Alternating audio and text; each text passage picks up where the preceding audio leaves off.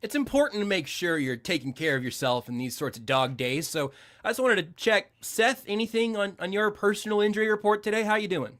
I have found that I've come down with a severe case of washed. So Mm, that's been tough. we can work on some load management there. Nate, what about you? Anything on your injury report? Uh, yeah, I am very limited today with jet lag. That's And tough. a delayed flight out of Minneapolis. Because why would you want to fly straight from Cleveland to Kansas City? What? Get out of here in December? Oh, No. So yeah, jet lag. Uh, parentheses one rep limited. bad news, Nate, because listen, I've been playing through hurt feelings for over a decade now, and just like Patrick Mahomes, all three of us are about to be full participants on Tuesday. Thanks for listening to KC Sports Network, proudly presented by Emprise Bank. If you're thinking about starting a business or know someone who is, check out Emprise Bank's SBA loans. It's always good to know your options, and they can be your partner in possible. If you're just learning this as you're just joining us here on Only Weird Games, you heard me correctly. Patrick Mahomes died on Sunday, was in rest on Monday, and then on Tuesday, yeah, Seth, I know it would have been better if this was a pre-Easter show instead of a pre-Christmas one, but on Tuesday, he rises from the ankle death after he and Carson Wentz both do press conferences, which I don't think I've ever seen before. Added to the list, Nate, of a whole bunch of things that we do not see very often that we are seeing from the 2024 Kansas City Chiefs. I don't know if Nate's doing a thing or not. Hold on. Uh-oh. Okay. Oh, we lost Nate's audio entirely. Fantastic. That's okay. That's okay. Hold on. Time out. Great. Something's we're settling in. Now listen. Oh boy. What I did, Seth, just then. You know what I had? Am I here? You're here. We got you again. We're okay. But I'm going to reset because you know what I just did, Seth? What'd you do? I had you speedy, talented, wide open in the middle. I had you there and I thought, I'm about to throw a moonball to Nate Taylor. I don't care if he's double covered. This sucker is getting slung. And, I overthrew Nate. Nate's equipment betrayed him in the moment. All of a sudden, we're punting again. And I'm out of analogies, though. These are the only things we have in common with the Chiefs. Okay. If you see the rundown, voyeurs, thank you for coming to my quick Walter Cronkite-like TED Talk, where I'm going to talk you through where we are today. Are we ready, Josh? Yeah, do you want me to try to get some crackling fire noises for the fireside chat? Sure. Sure. Everybody, my comfy chair. Everybody come sit down, gather around. As I saw somebody earlier in the chat said they had their bourbon. Excellent choice, Kenneth. Now look, I have my coffee. Don't ask me what's in it. I don't have a fireplace, but I'm going to light this fitting stress relief candle from that I've had on my desk for a while. We're going to light this up. Now, ladies and gentlemen, it's taken us 15 weeks, 14 games to find the actual theme of the season. I know that before every season, a coach or player is designed to tell you what the theme of the season is going to be, even though they cannot know because the season hasn't begun. I just want to remind you that in our Lord's 2022, the theme, even though you could say, well, Nate, wasn't the 2022 season about the amazing draft class? And sure, that was a great subplot. But 2022 was about one word: redemption. And Harrison Bucker didn't know it, but he was going to have to go through something for redemption. Chris Jones, by not sacking Joe Burrow in the previous year's AFC Championship, needed to find redemption, needed to work towards redeeming himself. Patrick Mahomes, who for the first time in his NFL career turned into a pumpkin and needed to redeem himself, even with the loss of Tyreek Hill. We all know how the season ends. They have the most life-affirming game in this dynasty back in Arrowhead after it was technically called Burrowhead, and they found redemption in becoming NFL champions again. Now, what was fascinating about last year is Andy Reid picked an appropriate word for 2023. If you watch the franchise, if you're aware of what the Chiefs do from a visual medium, Andy Reid chose the word united. In order for the Chiefs to go and become the first NFL team to get a back-to-back championship, they were going to have to be united. They were going to have to be a team. Despite MVS becoming a diva without diva production, despite Donovan Smith not being really Donovan Smith anymore and having to revert back into being Donovan Smith because of a neck injury, with, a couple guys who could not catch the football, despite their quarterback wanting to choke somebody but choosing not to. They still had to remain united. Even when Kadarius Toney said all those things the day of the AFC Championship game, they still brought his you-know-what to Las Vegas because they had to be united. You've got to stand united because every guy matters. Every piece matters. If you're trying to do something that no one's done in 2 decades in the modern NFL, you got to do it together. And, of course, Steve Spagnuolo helps out the offense. Patrick Mahomes, has one of the greatest postseason runs we've ever seen. He actually throws the ball to Marquez Valdez-Scantling. Travis Kelce, all of a sudden is rejuvenated after 1 week of rest. And they won collectively. The defense did its job in overtime. Special teams did its job to get the game to overtime. Offense wins the game.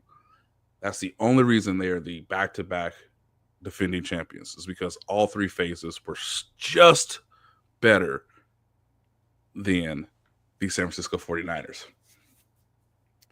Now, the Chiefs this year have chosen to use the formula as their mantra for the 2024 season. And I don't necessarily agree with it because there is no formula for what they're doing. They're going into uncharted territory. And sure, from a coaching staff standpoint, we have to have the formula to do something that no one's ever done.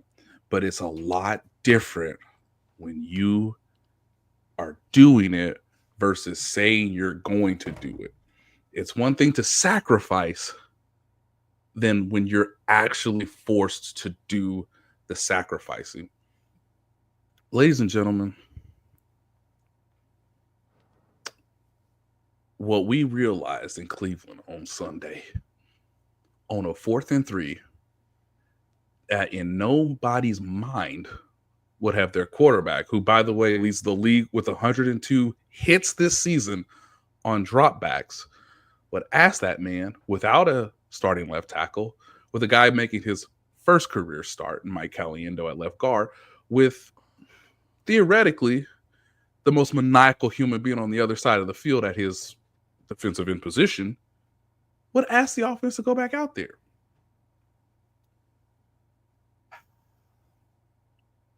What we have realized slowly, and it all came to a apex culmination, Josh, is that to do what the Chiefs are attempting to do, and I've mentioned it here and there, but it's only gotten more crystal. Guys, we will look at this season 5 years from now, and it will blow our minds because you don't realize in the moment how difficult it is to do what the Chiefs are attempting to do. And the burden is great, and it is massive, and it weighs on you to where you make unquestionably dumb decisions when categorically everyone would tell you from a common sense standpoint, you shouldn't do that. But the burden's great. And so if 2022 was about redemption. And if 2023 is about United, I'm sorry, ladies and gentlemen. The 2024 season is about the burden. It is the burden that the Chiefs put upon themselves when they had their amazing celebration at Union Station. It has been the burden of them continually talking about a three-peat. It is the burden of them winning games they have no business winning over and over and over again. And hey, maybe we need a fifth left tackle. Maybe we need a fifth cornerback. Maybe we need Hollywood Brown, even though he hasn't played a single snap all season. Because the burden of the quarterback and the head coaching staff and everyone around them, it was so apparent that you would think about all of these things differently in Cleveland if you hadn't been under this much weight. Self-inflicted and just historical, and also that guy named Myles Garrett, who, by the way, in the second half became a freaking monster. So I'm sure you all are wondering now, well, Nate, now that we know that the theme of this season is about the burden, and yes, Nate Dogg, everybody being tired, maybe we should let Patrick Mahomes sit. Maybe we should just sit him down. Give him a break. You know? Let him lift his legs up for a week. My God. But remember, ladies and gentlemen, Patrick Mahomes told us on the opening day of training camp that he did not have fun in the regular season last year, and that the success for him and for all his teammates were, we will not do that again. If Patrick Mahomes, and maybe I'm saying this out of turn, but this further proves that this is the burden, kids. Patrick Mahomes told his teammates in training camp, if you give me everything you have, if we play as hard as we can, as smart as we can, from the start of the season through the end of the regular season, boys, I will get us the 1 seed. Because I don't want to do that again. I don't want to go to Buffalo. I don't want to go to Baltimore. And so, again, when the burden compounds and compounds and compounds, I told these fellas, I'm going to get them to 1 seed. Tape my freaking ankles. More tape. More tape. More pain medication. Looks like the Lego guy at this point with his feet. More. Because I made a vow. I made a promise. And you know what? I want the burden. Shouldn't be making decisions. I want the burden. Put it on me, okay? And I just don't want to be limited today, Coach. I want to be full. Well, it's kind of like a walkthrough. It's not really a full. So welcome to the 2024. Usually you love pressuring 20-year-old into making important vows.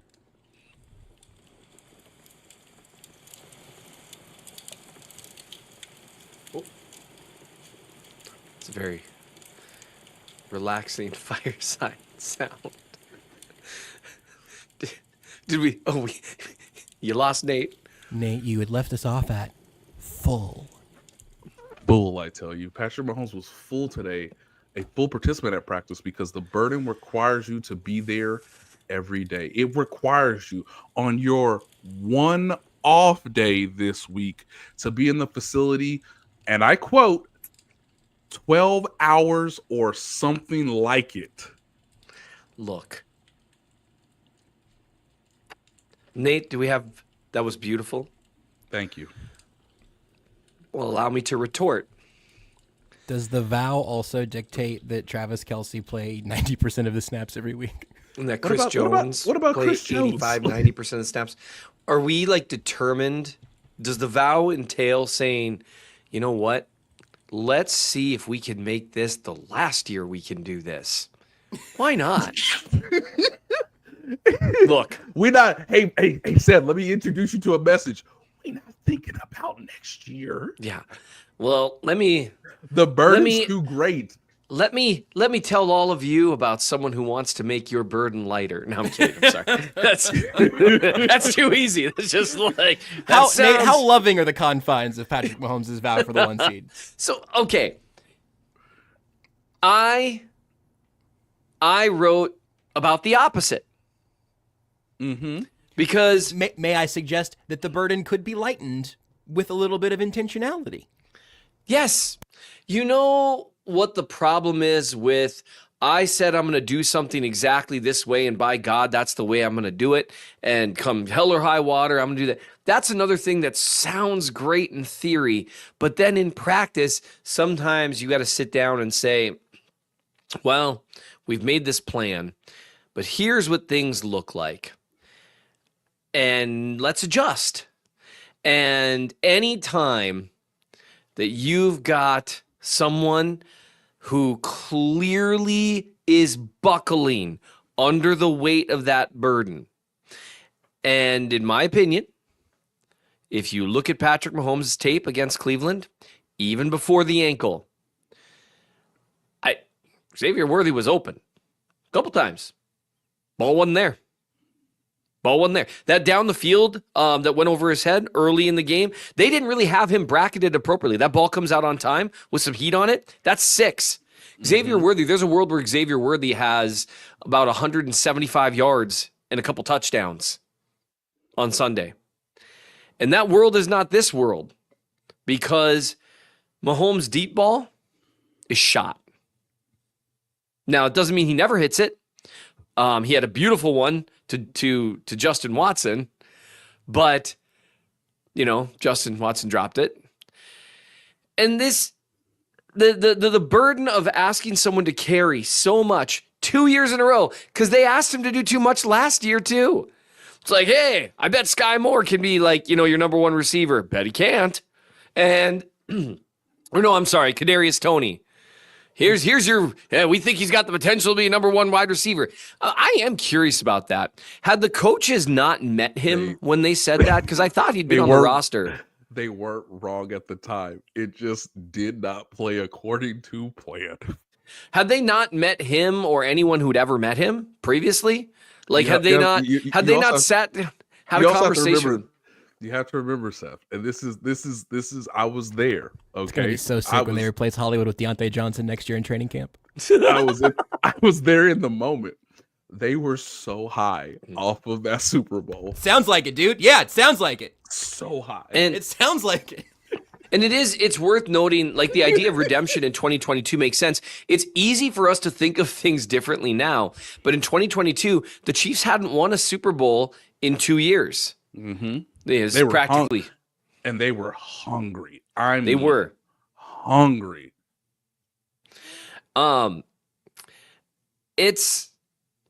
They achieved redemption last year. They had no business winning the Super Bowl, and they just did it anyway on the back of an incredible defense and Mahomes playing. It's interesting because the Ravens game, they left a little bit of meat on the bone there. So I wouldn't say he played perfectly, but he played flawlessly overall in the playoffs. And there's a difference between those two things. So here's the deal. You ask someone to shoulder a certain kind of burden for too long, and eventually it has an impact on the way they play. And right now, Patrick Mahomes has not. This has been, even by my charting, he's playing better. Like, there's fans like, oh, he stinks now. No, he doesn't. He's still playing really good football. Still the best quarterback in the league on 3rd and 4th down by a country mile. But you can see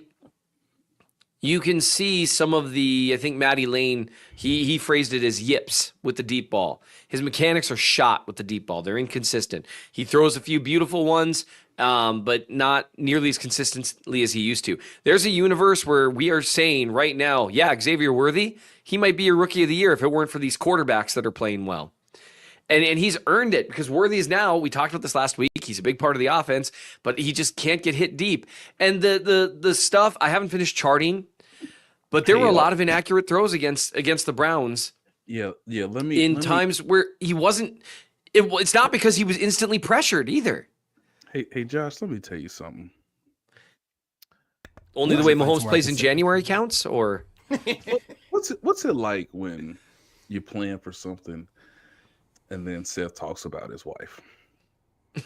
Oh, it's hard not to be on the same page that way. And I think, as the years go on, I understand my teammate better, but I can lose trust in them from time to time. There was a clip that Dan Orlovsky put on NFL Live today, and I found it quite interesting because it's a design shot play that Seth just mentioned earlier, where Xavier Worthy has broken contain. He's scot-free, wide open. You can read about it in the Chief of the North newsletter, and if you're like me, you can watch it until you no longer need a haircut because you've just pulled out all your own hair. Save you some money. That's the Chief of the North newsletter is putting money in your pocket.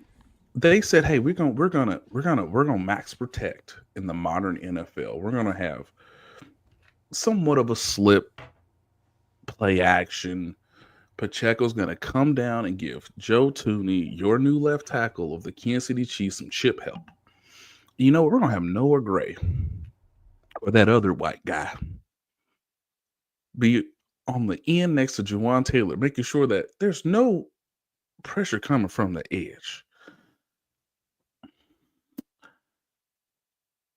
Pacheco does not chip help, and Juwan Taylor is still in his stance. The burden's great, kids. The burden is great. All of a sudden, we got a defensive end blocking a tight end. And the ball can't be on time because we need that extra half second, just that extra half second in a comfortable, constructed pocket. And it just wasn't there. And that's unfortunate. But so if you had like a good offensive coaching staff, do you think you'd be able to lessen the burden on your quarterback then, or is that just something that's impossible? I think you got to throw it 6 straight times. 6 straight times in the third quarter. Come on! 6 straight times. That's not very fireside chat of me. Fellas, I know that Andy Reid's one of the great offensive minds of this era, and Patrick Mahomes is the greatest quarterback of this era. I believe that eventually, when it's all said and done, he will be widely regarded as the greatest quarterback of all time. And Matt Nagy, of course, is widely regarded as the greatest offensive coordinator of all time already. So parentheses is my parenthetical. Matt Nagy gets blamed for a lot of stuff that's not his damn job. And Accurate. I've grown a little wary of that, despite the fact that also, hey, Pat. Matt Nagy has not fixed any of these problems. But to act like Pat. he has caused them all is silly. Look at me, Pat. I'm not Eric Bieniemy. I can't be out here yelling at you like Eric did in that Indianapolis game in the 2022 season. Sit the fuck down, please, for the love of God. It's Christmas, the holiday season, Nate. Andy's going to stab me in the back if you try to come back into the game. Please look at me. Look at me in my eyes. We will tape your ankles every day for the remainder of the season, I promise. But you cannot come back into this game. Please. I cannot be Eric Bieniemy right now. It ain't in my soul, okay? Look at me. Look at me. Not today. So is this just how it's going to be, or do you have any ideas, Seth? Can you give me any ideas? There are some things that you can do, and some of it does get oversimplified because people say, "Well, run the ball more." The times that they were running the ball in the second half against the Browns by and large did a really good job with it. Teams similar to what the Raiders did for a little bit there, they're bringing some extra bodies into the gaps, and let me just tell you. Not all of those, unless I'm absolutely wrong about the way the Chiefs' offense is designed, and I don't think it is, or I don't think I am on this. Nope. I know they passed the ball like 6 straight times, or whatever. You had those 2 3-and-outs that were maddening. Not all of those were the play call that was when they lined up. At least 1 or 2 of those, they got to the line of scrimmage. Mahomes looked, saw guys in the gap, and checked to a pass play. And at a certain point, you got to understand, giving your quarterback the power to do that can giveth and taketh away, because it might be the technically correct decision, but it might also be you can be right and be wrong at the same time. That's like the whole analytics debate about 51% of the time this would be the right decision, but our left tackle just exited the game and that's Myles Garrett, so maybe this time it's not. Right? You got to be able to say, This is the technically correct decision, but you got to have some situational awareness. And Mahomes, for as brilliant as he is always going to bet on himself. And that's part of what makes him great. He is he is the closest thing the NFL has ever seen to Michael Jordan. He is going to bet on himself before every snap. He is going to say, yeah, I've got this. It doesn't matter if he hasn't played particularly well that day. It doesn't matter if he hasn't if he's missed on multiple deep shots. It doesn't matter what's happened. He's going to say, no, I'm going to get this right. And the thing is, throughout his career, that's largely been the case. That belief in himself has by and large played out. And so let me just say, and it's funny, we do the fireside chat. Everyone's going to be focused on Patrick Mahomes' ankle this week. One of the things that I've actually been pushing this week is that the Chiefs, they're 13-1. They're 13-1. That's an awesome record. That is objectively, it's incredibly hard to win 13 games in an NFL season. Now, to be fair, 9-6 on Christmas last year, right? Yeah. For context. This is it's a team that shows a lot more potential on offense than the team did this time last year. Not as good on defense, but the defense is starting to look a little bit better. Shout out to Charles Omenihu. But it is just one of those situations where I would like to see the burden lightened on Mahomes because I think it's affecting his play. Because he doesn't trust what's going on around him. And taking a mental break and taking a physical break can help. That can make a difference. And when that's what I see from Mahomes.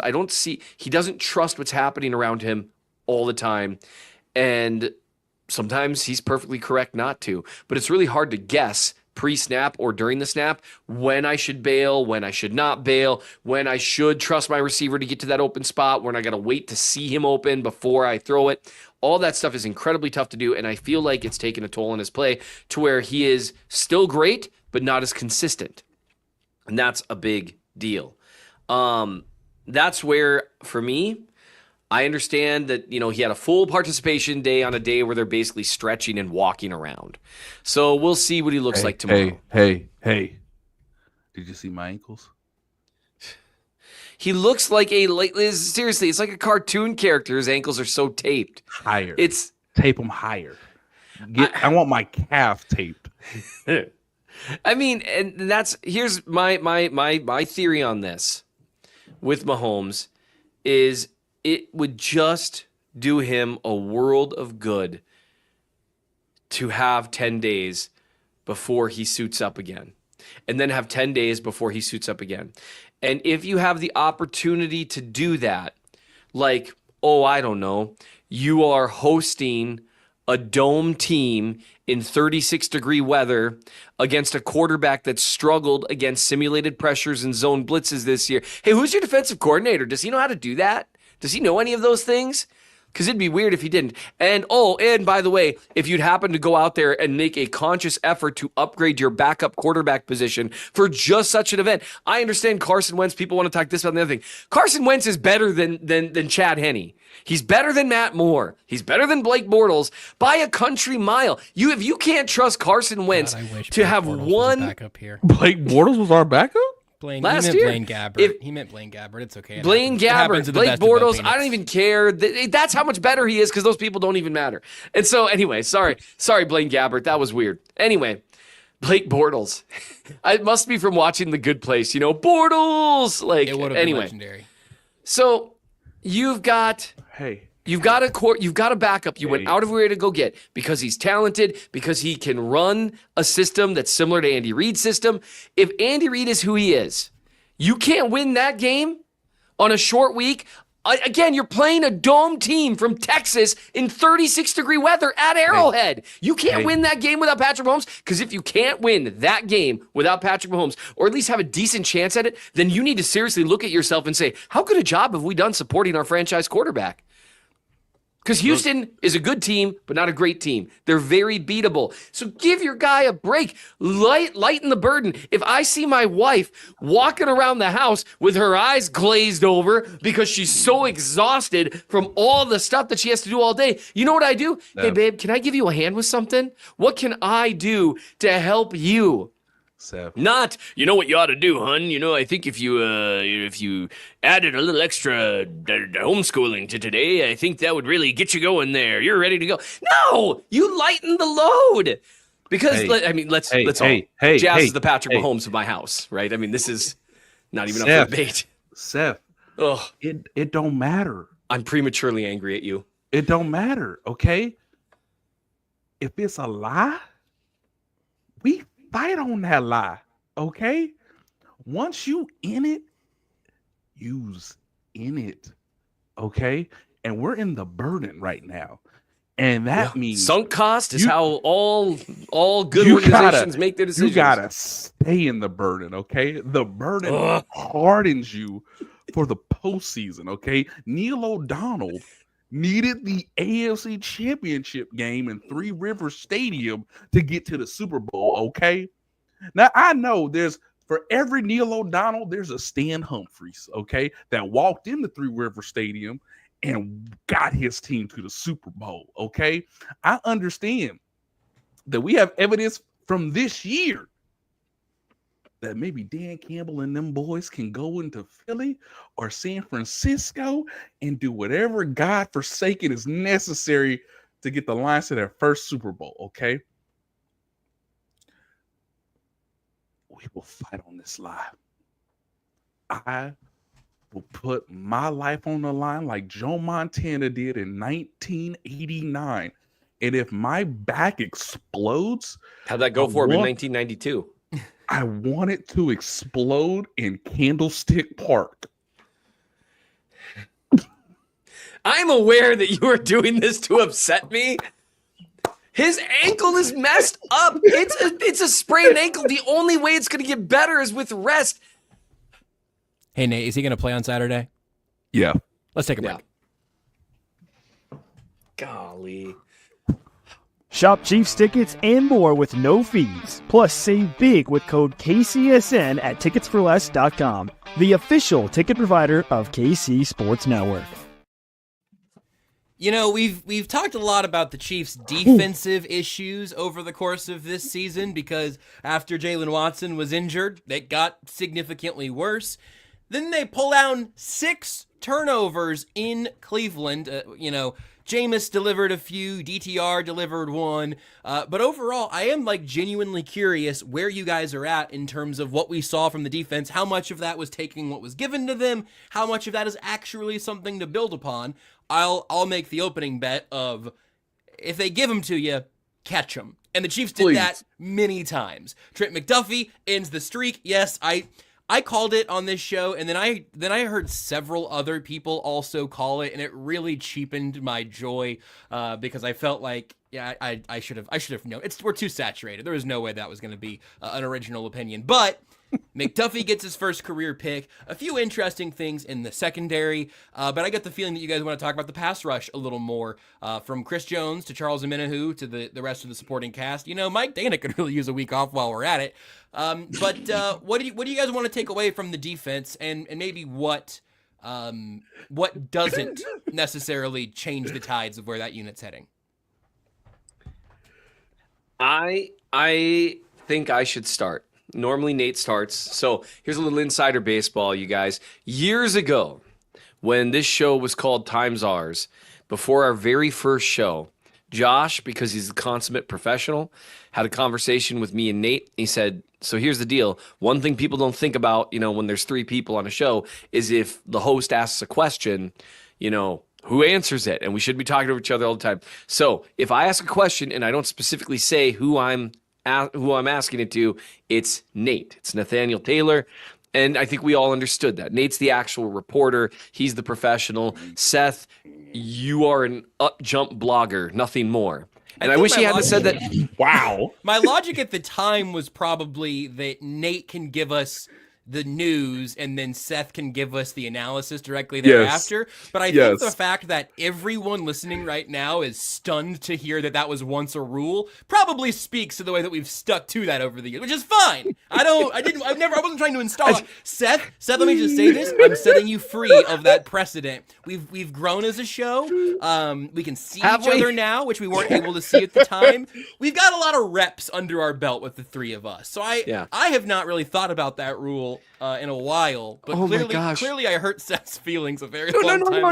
No, it didn't bother me one bit. I think it's funny, but also it just occurred to me as you were talking that the burden that we've placed on you over the years is just occurring to you. I don't really pay a lot of attention when you talk.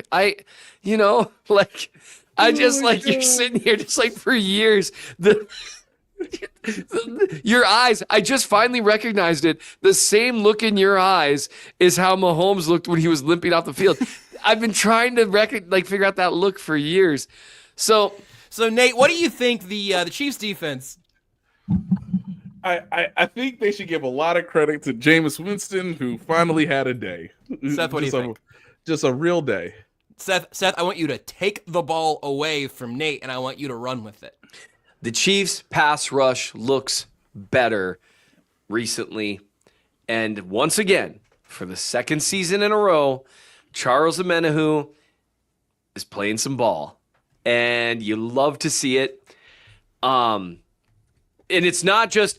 It's so funny. So he had a strip sack on third down. Obviously, that's a huge play. Of course. What that play represents is what I think people should focus on. Because Chris Jones taking up 2 blockers. You are sending 2 blockers my way because I'm Chris Jones and I'm awesome. So you have to do this. And seeing someone win one-on-one. And look, hey, shout out to George Karlaftis, 2 hustle sacks. That's Karlaftis. Karlaftis, you know what you want with George Karlaftis? You want him to be your third best pass rusher. Because if he's your third best pass rusher, you're kind of cooking with gas. Because that dude never stops. He looks miserable to play. Honestly, I remember there was like one game where he looked tired, and I was like, whoa. Like, dude, are you okay? But Omenihu wins cleanly around the edge. Great swipe. He's got so much length. It's so fun to watch him play. But what that represents is an edge rusher winning one-on-one, not needing the quarterback to be chased into him, not needing the quarterback to break the pocket, not needing any of that, just winning one-on-one, coming around the edge, and he's got nowhere to step up because even being blocked by 2 guys, Chris Jones is causing problems. Strip sack, Chiefs ball. Awesome stuff. There are other plays. One of Karlaftis' sacks, Chris Jones wasn't on the field on third down. They were able to take Chris Jones off the field on third down, and they lined up Omenihu in that 3-tech spot, and guess who chewed up 2 blockers? Because Charles Omenihu, that was like one of like 3 snaps Jones didn't play, because the poor guy, they are like, hey, thanks for the extension, Chris. We are going to suck the life out of you now. One of 4 snaps he didn't One of 4. play. And I was 58 kidding. of 62. One of those was a third down, and Omenihu eats a double team from the 3-tech spot because he's an excellent rusher from 3-tech. And we just talked about this last week. It gives you the ability to take Jones off the field occasionally where you couldn't do it before. And the reason I'm talking about Charles Omenihu, by the way, is because I'm going to be writing about him maybe tomorrow morning on the Chief of the North newsletter because he deserves credit. A lot of it. So much credit, guys. Will you please tell the newspapers I gave him credit? I just need someone to share that I'm giving Charles Omenihu credit for helping the pass rush. So those 2 things, winning one-on-one, when you get that one-on-one, at a little bit higher clip, it only changes 2 or 3 snaps a game. But that's what matters. You need those other snaps, those 70% of the time when Chris Jones isn't winning. You need someone to win. You need someone to do something. And so that was awesome to watch. And it also allowed one of Karlaftis' sacks. He was coming from one edge. Omenihu's coming from the other edge. And you saw Steve Spagnuolo's dream pass rush. 2 edge defenders not trying to get around that corner at all, just going right through and crushing that pocket. Don't you try to bend that edge. I will send you to Josh Uche land, and you will never see the field again. Don't you corner. I swear to God, don't you corner. Hey, don't look at my eyes. Josh Uche is look, guys, we've seen it enough. I know it's so surprising to some people on Sunday. If no one gets hurt from this moment forward, you're probably not going to see Joshua Uche.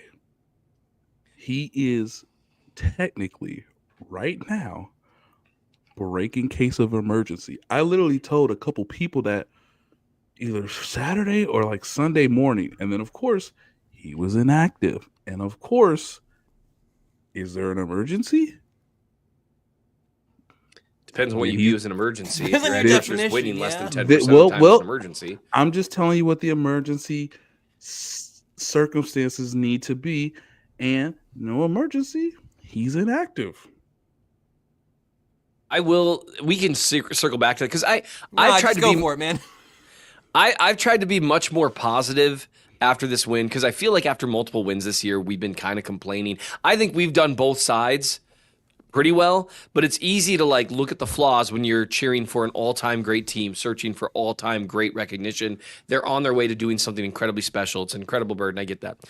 But this offseason, Andy and Spags and Brett need to sit down and figure out what's happening here with this defensive line stuff. Because you cannot keep throwing even low-level resources when you're trying to three-peat and you're picking at the bottom or four-peat or whatever they're trying to do next year. When you're picking at the bottom of every draft, you can't just give away. And look, draft picks, they're dart throws. I get it. But you cannot take one and say, well, we're going to trade this for an established veteran because we know more about him, and then just light it on fire. That is not a good way to live. Now, let me put something. Let's talk about this very measured, with respect and trust amongst friends. Okay? It was dumb. Oh, sorry. With respect. Perfect. Okay. Obviously, Chris Jones plays the edge because matchup related. You have George Karlaftis. You have Charles Omenihu. These are your three best pass rushers. Yes. Can we all agree on that? They all play what? Sure. They all play the edge position. Okay. I know what you're about to say, ladies and gentlemen. What about Mike Dana? Okay, there's four. We have four. We have four legitimate edge rushers. Now you could say technically Mike Dana is supposed to be he's supposed to offer more versatility in the run game and being the occasional guy who can go inside and rush from the three tech as well. This is I'm talking in honest actuality. Now that we've established the four, can everybody agree with me? We have like that's four. how it is, or that's how it should be. No, that I'm not. I'm speaking the truth right now. What is the honest truth, Seth?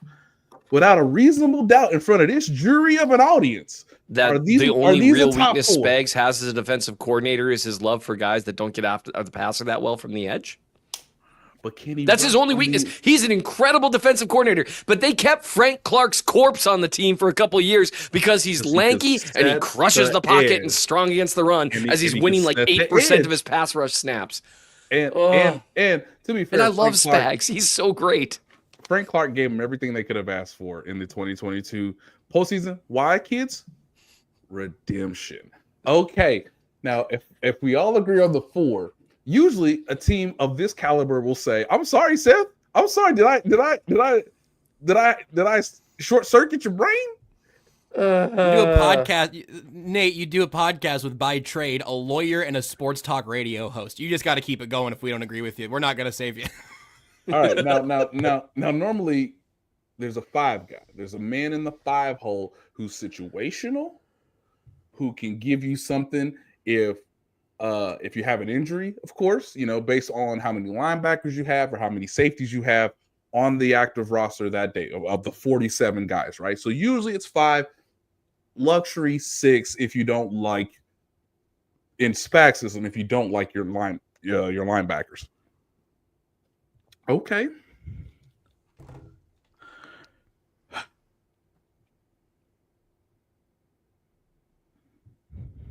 You know, the defense rest. I can't. I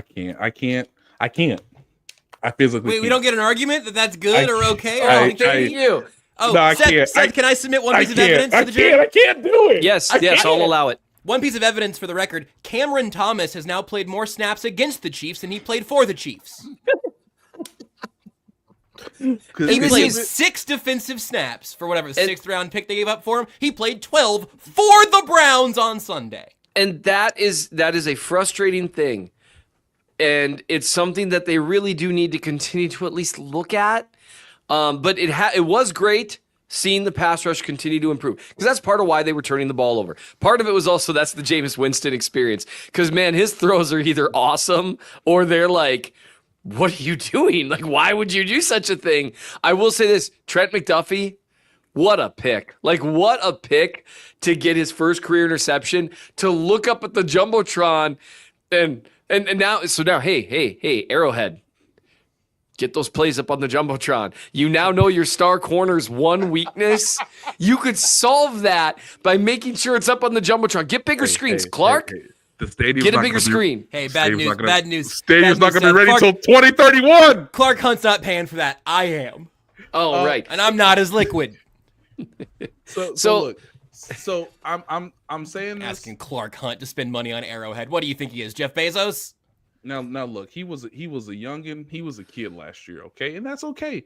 You get 1 year to be a kid, right? It happens. You know, no one's asking. God, I can't even do this right. No I don't one's even know who asking. this bit's about. No one's asking. Let me look at his name, C.J. Hansen, to do anything. He's a kid. No one's asking. What's his name? Hunter Norzat to do anything. He's Literally. a kid. They stopped asking Kingsley Suamataia to do things. It's fine. You get here, okay? Now, I know who you're asking. Nate, who's the fifth defensive lineman? You didn't actually answer that after you gave us the clear consensus 4 that the Chiefs have to offer, all of which can be versatile along the defensive line position. You can even move Karlaftis inside and get a nice push occasionally. Seth, Nate's about to tell us that Joshua Usha doesn't play because he can't also play defensive tackle. Well, I mean, Now- why would you want someone to play defensive end when they can't play another position? No, That's it's why personally- it's why I need Mike Pinnell and Derek Nottie starting on the edge next Yeah. week. Well, and one reason I'm frustrated that they keep trotting out Patrick Mahomes at quarterback is he can't play wide receiver. It's like, what the crap are we even doing here without positional versatility? I love That's why Willie arguing Gay in bad Jr. faith. isn't in Kansas City anymore. It's like, yeah, but I mean, are you an edge rusher, Willie? I love arguing in bad faith. Now look, Yeah, both of you do. I as I texted Yeah. you and Tucker, as I texted all 3 fellas on Saturday night, that I think I got on an aircraft operated by what does it say, Delta Airlines, that may or may not have had Felix Enrique Uzama's family on it. Did that aircraft pilot also have his CDL? Because otherwise, why are they letting him fly planes? You know, if he can't also drive trucks, like, I mean, why would you even let someone do that? I don't even understand. Like, I mean, yeah, it isn't really. It's semi related to your job description. It's moving a giant thing. Josh, how many snaps did Felix play on Sunday? Oh my God. Digits, 8 or 9. Like, 9. Guys, 9. is now look, they have chosen, you know, because the contract stipulates that we are obligated, contractually obligated, to develop this young man for another season.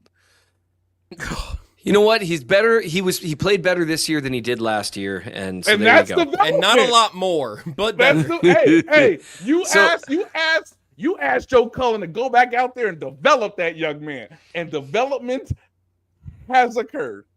That's true. And Joe Cullen is a great. I'm It's like so when glad. it's like when you develop a photo and it doesn't turn out how you want it to. Like you did have to develop it still. Yeah, technically this was developed. Like, I am a different husband now than I was 17 years ago. Nobody's happy with how it's gone, but I have developed as a person. I am different now. But that doesn't mean anyone's like, "Ooh, You guys, yay." the issue there is that you and Felix and Udike Uzama have different issues because he doesn't get off fast enough. So, You know what? all I I'm- refuse. all Thank I'm- you, Nate. All I'm saying is, if something were to happen with, let me count up all 9 of them: Chris Jones, Oh, George Karlaftis, Charles Omenihu, Derek Nottie, Felix Udike Uzama, Mike Pennell, Mike Dana. Derek Nottie played Portion 6 on snaps, Gordon. and Mike Pennell played 10. What's the cutoff? This is if, Who knows?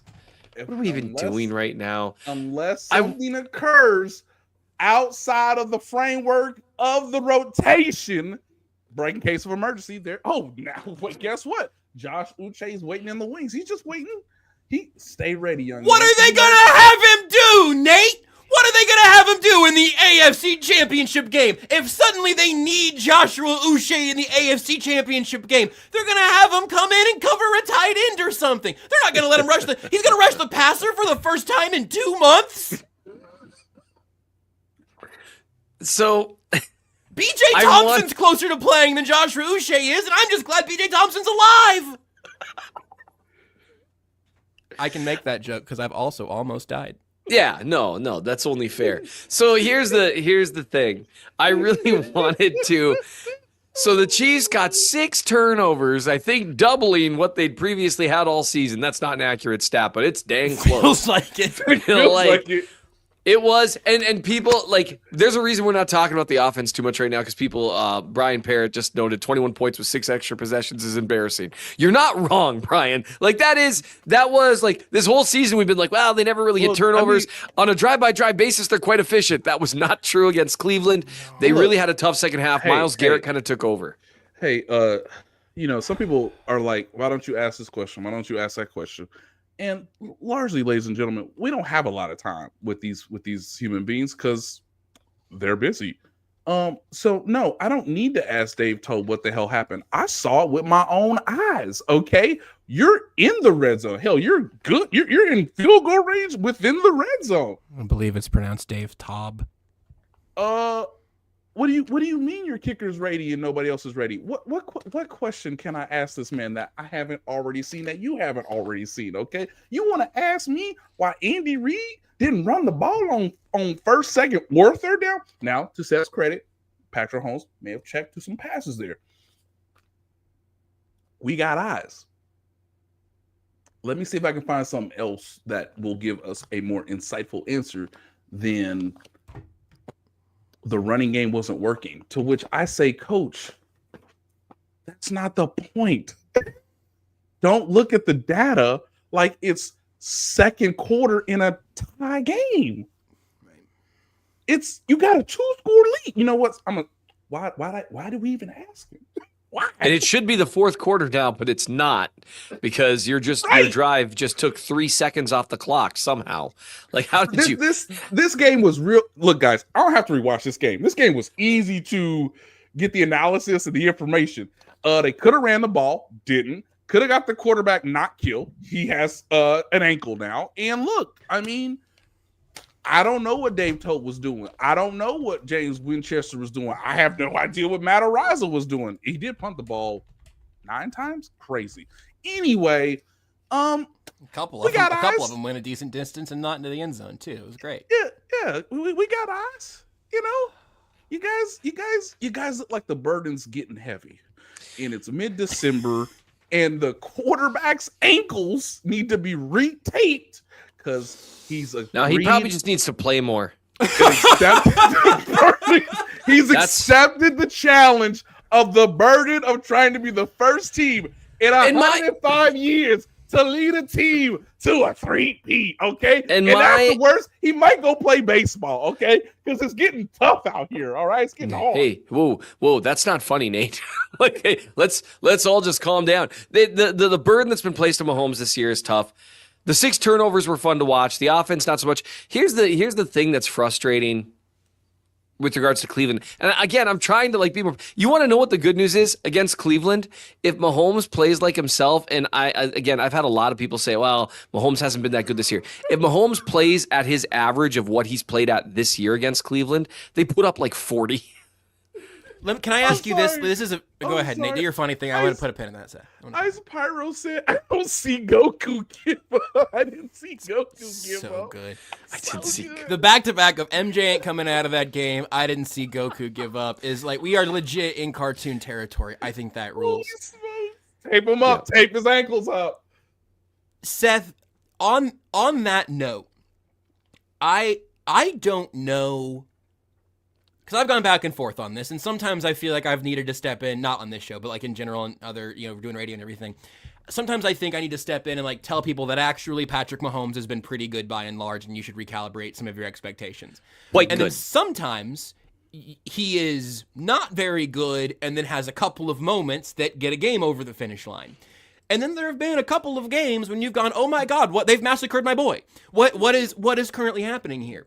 And so with that trifecta of truths, I don't know what average Mahomes has been in 2024. Like I don't know what the Patrick Mahomes bell curve really looks like, and I don't know why it's so inconsistent. If his bad games were better, or if his great moments were maybe less frequent, you could kind of start to pinpoint it all. We've talked so much about the third down efficiency and the third down heroics of I'll make something happen. Let me make something happen. And then we also saw those not work against Cleveland, but also we've just seen this offense struggle with consistency so much. It is the fact for me that we have not gotten anything resembling like 3 consecutive games of the same level of play from Mahomes, not even 3 great ones. That fact freaks me out. And also feels like it should be priority number 1 and should have been priority number 1 at Arrowhead for several months now. I think all of your training camp, your top 3 perhaps, not including the tight ends, I guess, but 3 of your top weapons in training camp all being deleted from your roster by like the quarter mark certainly changes what you can do offensively. Yep. The offensive line has certainly hampered them, and I know Patrick Mahomes has trust issues. You've talked about earlier. He developed trust issues with wide receivers last year, with some offensive linemen last year into this year. A lot of those are earned, but there's no consistency, and that's the thing that I think right now I might be the most nervous about. The thing that has generally separated Patrick Mahomes from other great playmakers like Josh Allen, who's having an MVP caliber season, will probably win it, and I think has earned it. Yeah, sure. The thing that's generally separated him from Allen is, well, for one thing, he is, and this is actually true this year too, he's better on third down than Allen is, which is crazy in Allen's best year by far and Mahomes' probably worst year of his career. He's still better on third down statistically, and even after Cleveland, I don't think it's close. Like, it's unbelievable the expected points added Mahomes does on third and fourth down. It's unbelievable. That's one thing that separated him. Those key moments and third and fourth down. The other thing was the consistency. The snap after snap after snap. I always told people the same thing I told people about Jamal Charles, that the highlights don't capture it because a lot of guys can have really great highlights. And some of Jamal Charles' highlights some of them did look different than everyone else's, but not like crazy different. What separated him was it was snap after snap. We talked about this before. When Jamal Charles got tackled for like less than 5 yards, you were like, whoa, like I didn't expect that. And that's what set him apart from the vast majority of running backs. With Mahomes, it was the consistency, the fact that he could hit home runs when necessary, could hit triples when necessary, but also could hit singles when necessary and doubles in every situation. That consistency has been gone this season, and we kind of started to lose it last season. The one time you saw Mahomes look comfortable and trusting the offense was the first half against Baltimore, where he was just unconscious. And I think that's what they wanted the offense to look like this year. And then the receiver stuff happened. The offensive tackle stuff happened. There's conversations to be had about, oh man, I'm going to open up a can of worms here. There's conversations to be had about the fact that Andy's offense doesn't have quite as many easy buttons as, like, say, KOC's in Minnesota, or Ben Johnson's in Detroit, or Liam Cohen's in Tampa. There's not quite as many easy buttons in certain respects. Now he's got some easy, but I mean, on the other hand, there are some easy buttons like Xavier Worthy running open on a drag, and Mahomes is throwing the ball and he overthrows a bracketed Justin Watson. So Mahomes not trusting what he's seen snap in and snap out, I do think has taken a toll on him, and it's resulted in him being less consistent to where he is still this season, based on his play alone this season, especially since the Hopkins trade, because that's one of my favorite things when people delineate between pre-Hopkins and post-Hopkins, like when they got like an adult in the room, in the wide receiver room, that gave Hopkins time to develop. Or not Hopkins, Worthy, time to develop. Because Worthy now versus Worthy 2 months ago, different dude. Different. Yeah, and that's because he was able to develop. I think Hopkins has been helping him. It sounds like Worthy is borderline annoying about it, which is great. I mean, that's what you do, by the way. When you're in a room with DeAndre Hopkins, you're like, hey, DeAndre, what if they put their hands on me like right here? Like, how would you try to fight that off? And Hopkins might be like, well, dude, I'm 6'1" and like 210 pounds, so I would just move their arm. You might have to do this. But like, how do you catch it every time? Well, I just sort of throw my hand in the way of the football and it hits it and sticks there. I don't. Is that not? Yeah. And it just, someone described it really well that there's some receivers where, and Mike Evans is one of these guys too, where it's like the ball slows down a little when it comes to them. Hopkins is one of them. Except for in 8 games as a Chief, he's dropped like 3 balls. Yeah, I know, and like really important ones too. So I would just say, you can delineate those pre-Hopkins and post-Hopkins where Mahomes has been better. Cleveland was his worst post-Hopkins performance. He's had some statistically that weren't particularly good, but generally speaking, he was still playing at a pretty high level. He's still a top 5 quarterback in this league based on his play this year. It's just not as consistent. And that 3rd and 4th down stuff is doing a lot of heavy lifting. And that's why I honestly, when I say I think Houston is very beatable without Mahomes, part of that is my assumption that on a one-off game plan, Andy Reid can coax a well above average game out of Carson Wentz. And I think some of the stuff CJ Stroud struggles with is stuff that Spags does real well. And again, you're a dome team from Texas coming to Arrowhead in 36-degree weather. Look. We've seen teams from hot weather come to Arrowhead in the winter and be like, man, that hurts. Like, ow. Like, and so anyway, all of this is just to say that's why I think resting Mahomes, letting his ankle get healthy, because it's a sprain. Yeah, you do all the rehabilitation stuff, but ultimately rest. That's what you do. Can I offer a rebuttal, Your Honor? As long as we're at a minute 2, long. so we're already over an hour. My rebuttal is this, guys. I've been here long enough to know that. Oh, the comments, the burden, Seth. Yeah. When he starts to feel something, things happen. Hey, he's got turf toe. That's fine. True. He'll just throw from the parallel of the ground in a dime position to Darrell Williams' face mask. Hey, he's got a concussion, and I don't know, man. This is tough. He'll just go out and have one of the best AFC Championship games you'll ever see. Right. Hey, I think he may have tore his ACL or his Achilles or something down there in a rainy field in Arrowhead, because they couldn't mow the grass because, Kansas had to play on it. I guess we'll just score every time from here on out. And not just field goals, touchdowns. We'll score touchdowns from here on out. Thank you very much. Game's over.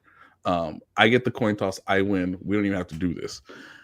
Hey, man, you've been hit like 15, 14 times. Yeah, and I feel something right now, which means 3rd and 10, I'm going to do a Houdini thing that no one will remember a month from now because it's so regular how I do it on 3rd down, to Seth's point. And now he's going to be a walking athletic tape from the waist down, and he feels something. And I just know that when this man feels things like, an aggravated ankle in the Super Bowl while Rihanna's singing 50 feet in the air when she's pregnant, and we shouldn't do that. That seems hazardous. He starts to feel things, and he has the greatest second half of any quarterback in Super Bowl history. So It's the not fair. the burden's heavy, but the burden makes you feel things. And that's why you told your fellas on the first day of training camp, if you give me something to feel, I'll get you that 1 seed. I don't care if I have to drag myself across the finish line. I'm going to do it because I feel something. And when you feel something and I feel something, we can make something real nice. My stress relief candle isn't working. He's going to retire after this year, isn't he?